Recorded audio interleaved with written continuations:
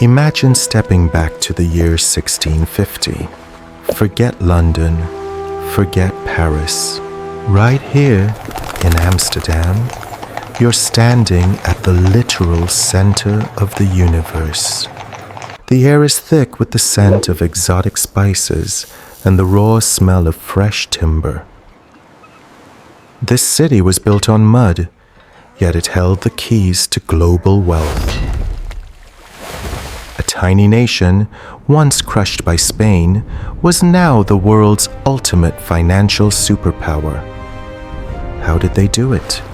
How did a marshland become a beacon of gold and art? We're taking you through the cobblestone streets of the Dutch Golden Age.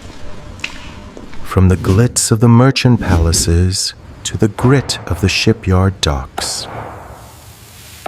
Using AI, we've resurrected a lost empire from centuries-old dust. Every brick has a story. Every canal has a secret.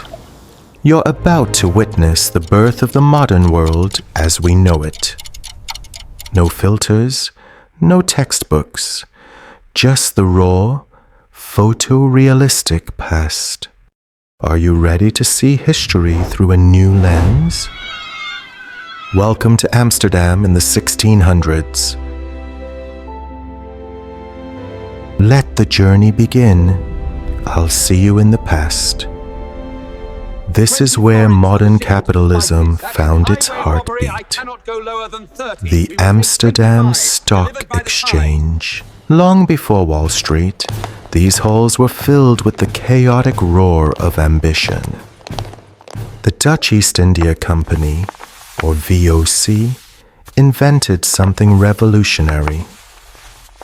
The public stock. It wasn't just a company. It was a corporate titan with its own private army. They had the power to mint money, build fortresses, and even declare war. From wealthy lords to humble maids, everyone gambled their life savings on the high seas. Risk meant riches, and the Dutch were the ultimate high rollers. At the shipyards, the rhythmic pound of hammers echoed the city's growing power. Their fleet was massive, larger than England, France, and Spain combined. Every day, galleons returned heavy with cloves, nutmeg, and mountains of silver. In the 1630s, the Dutch fell in love with a flower from the Ottoman Empire, the tulip. But not just any tulip. The rare, striped Semper Augustus. Its virus-streaked petals became the ultimate obsession for the elite. Its virus-streaked petals became the ultimate obsession for the elite. A single bulb could trade for the price of a luxury house in Amsterdam. People sold their farms, their cattle, and their heritages just for a bulb. Future contracts were signed in smoky taverns, betting on flowers not yet grown. It was the world's first speculative bubble, and it was built on thin air. For a few months, everyone was a paper millionaire, intoxicated by greed. Then, in February 1637, the music stopped. The buyers simply vanished. Panic swept through the city like a winter plague. Prices plummeted. Contracts became worthless. The Golden Age turned to lead. Lifelong savings disappeared in a matter of days. The flower that was worth a fortune was now just a root in the dirt. Suicides and bankruptcies followed as the reality of the crash hit home. It was a brutal lesson in human psychology and market hysteria. This is unacceptable. The government had to step in, but the damage was already done. Amsterdam learned that even the strongest economy could be hollowed by greed. Yet, the city didn't die. It adjusted. It grew colder and smarter. Because beyond the tulip fields, there were darker things brewing in the canals. Secrets that the grand facades were designed to keep hidden from view. To understand the 1600s, you have to look at the filth, not just the gold.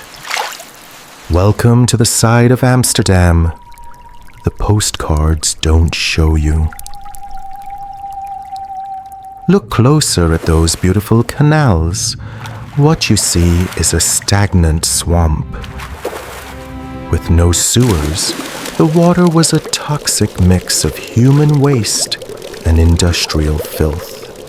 The stench was so overwhelming that the wealthy carried perfumed cloths at all times. While the merchants drank wine, the poor drank beer to avoid the deadly water. Disease was a constant neighbor.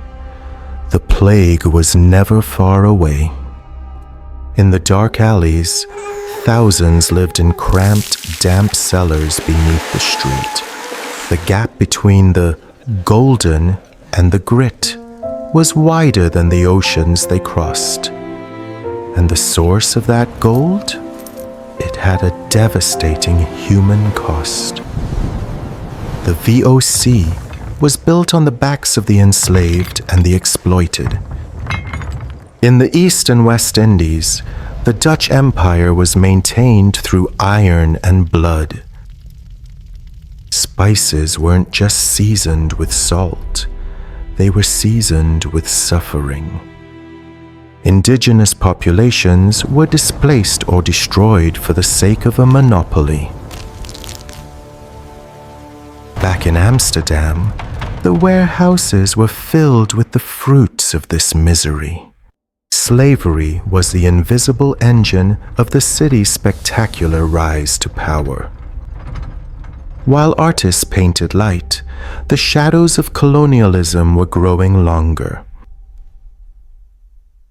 To witness the 1600s is to witness the duality of human progress.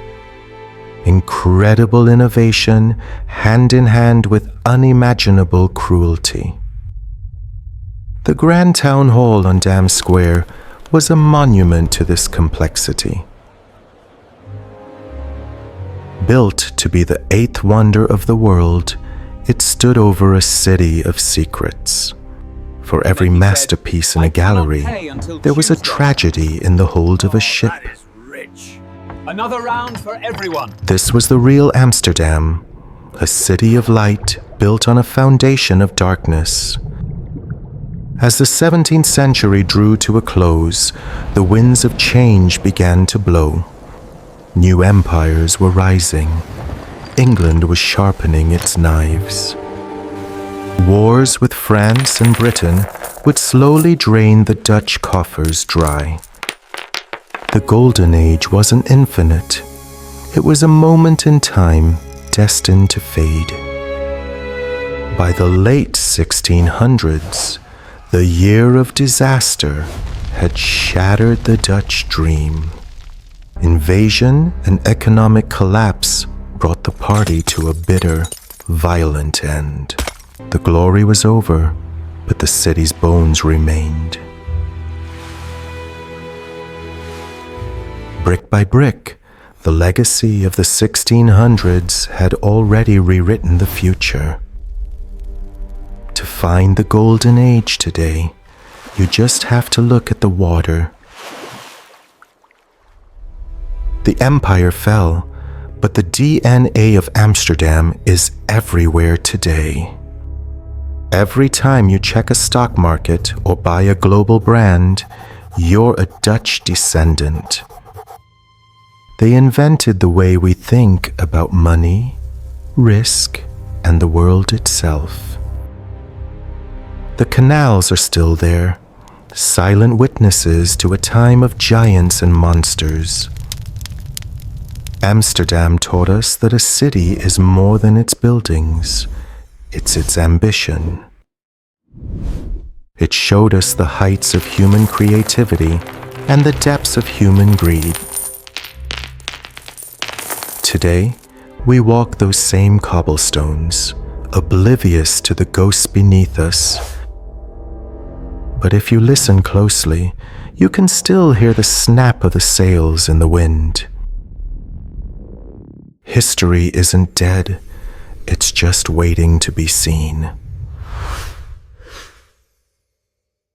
AI has given us a window back into the world that made us who we are.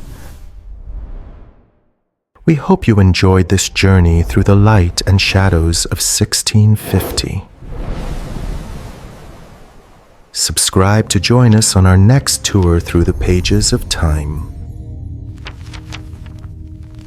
Which city should we resurrect next? Tell us in the comments. Thank you for traveling back in time with Chronos Lens. I am your guide, and the past is closer than you think.